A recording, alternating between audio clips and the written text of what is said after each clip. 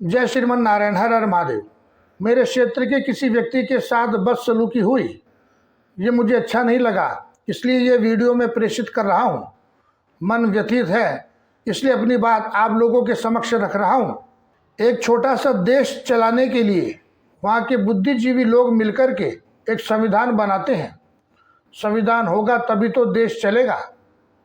ऐसे ही ट्रस्ट बनाने से पहले उसका एक संविधान तैयार किया जाता है, जिसे बायलॉज कहते हैं। संविधान होगा, बायलॉज होगा, तभी तो वह ट्रस्ट चलेगा। तो जब आपने ट्रस्ट बनाया तो ट्रस्ट को बनाने से पहले आपने एक संविधान बनाया। क्या संविधान? कि हर 2 साल में चुनाव होंगे। फिर आपने उस संविधान के नियमों की पालना क्यों नहीं की? पूर्व में किसी ने नहीं की, उस समय आपको विरोध करना चाहिए था। पर चूंकि आपका अभी कार्यकाल है तो आपको बायलॉज के जो नियम है, जो संविधान है ट्रस्ट का, ट्रस्ट के उस संविधान के नियमों का आपको पालन करना चाहिए था और 2 साल में चुनाव कराने चाहिए थे। आप अपनी इच्छा से चुनावों को आगे पीछे कैसे कर सकते हैं? कोई 2 साल कार्यकाल बढ़ा रहा है, कोई 1 साल कार्यकाल बढ़ा रहा है। आपने एक संविधान बनाया। क्या संविधान? कि हर 2 साल में चुनाव होंगे। फिर आपने उस संविधान के नियमों की पालना क्यों नहीं की?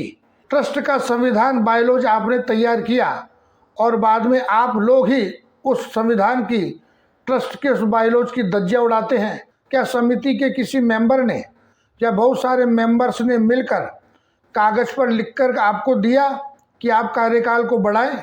या फिर ये आपका निर्णय था कि 1 साल के लिए कार्यकाल बढ़ाया जाए और साधारण सभा बुला करके सबके हस्ताक्षर कराए जाए? जब 7-8 पदाधिकारी इस्तीफा दे चुके थे तो साधारण सभा को बुला करके चुनाव कराना चाहिए था, चुनावी चर्चा करनी चाहिए थी।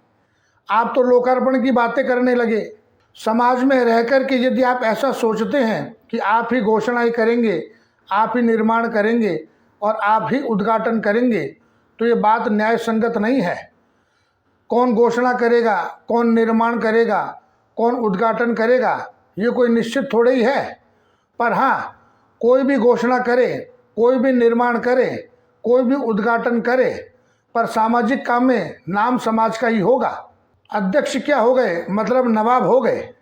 सारा चक्कर श्रेय का है, हर कोई श्रेय लेना चाहता है। प्राय देखने में आता है जब कोई समिति साधारण सभा आयोजित करती है तो उसमें सबको नहीं बुलाती। विशेषकर जब कोई प्रस्ताव पारित कराना हो तो उसमें तो विपक्ष को भनक भी नहीं लगने देती, खुद ही कुल्हड़ी में गुड़ फोड़ लेती है। सामाजिक कामों में ऐसा नहीं चलता। सबको सूचना दी जाती है, सबके साथ बराबर व्यवहार, समान व्यवहार किया जाता है। गोविंद देवगिरी जी के पग फेरे को भी धूमिल किया। गोविंद देवगिरी जी क्या सोचते होंगे मेरे जाने के बाद वहाँ क्या हो गया? कौन सही है और कौन गलत, ये तो मैं नहीं जानता, पर मैंने वीडियो में देखा 30-35 साल के लोग 60 साल 70 साल के लोगों के साथ बदसलूकी कर रहे हैं। ये बात ठीक नहीं। ये कितनी शर्म की बात है। बराबरी हमेशा बराबर वाले के साथ करनी चाहिए। मैं आपको भारतीय संस्कृति की एक विशेषता बताता हूँ। हमारे यहाँ छोटों पर दया की जाती है, बड़ों का सम्मान किया जाता है और बराबर वाले से बराबरी की जाती है। हमारी भारतीय संस्कृति हमें इस प्रकार का कुकृत्य करने की इजाज़त नहीं देती। छोटे पर दया करो, बड़ों का सम्मान करो और बराबर वाले से बराबरी करो। छोटे का बड़े से या बड़े का छोटे से क्या मुकाबला। पूर्व में मेरे साथ भी ऐसी एक घटना हुई। मैंने एक बड़े बुजुर्ग के ऊपर हाथ छोड़ दिया। उन्होंने चोरी की, बाद में सीना जोरी की। मैंने आवेश में आकर उन पर हाथ उठा लिया।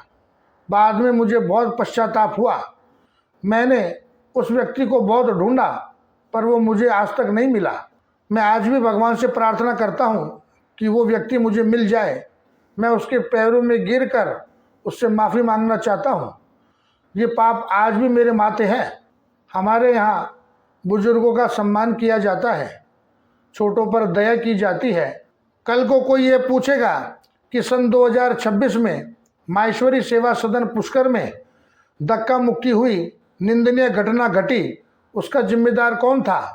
तो लोग अध्यक्ष का ही नाम लेंगे कि उनके कार्यकाल में ऐसी घटना हुई। अगर आपसे कहीं कोई गलती हुई है तो आप उसे सहज स्वीकार करें और गलती में सुधार करें। इस प्रकार का कुकृत्य आगे भविष्य में ना हो, इसकी रूपरेखा आप आज ही तैयार कर लें। जय श्रीमन नारायण। हर हर महादेव।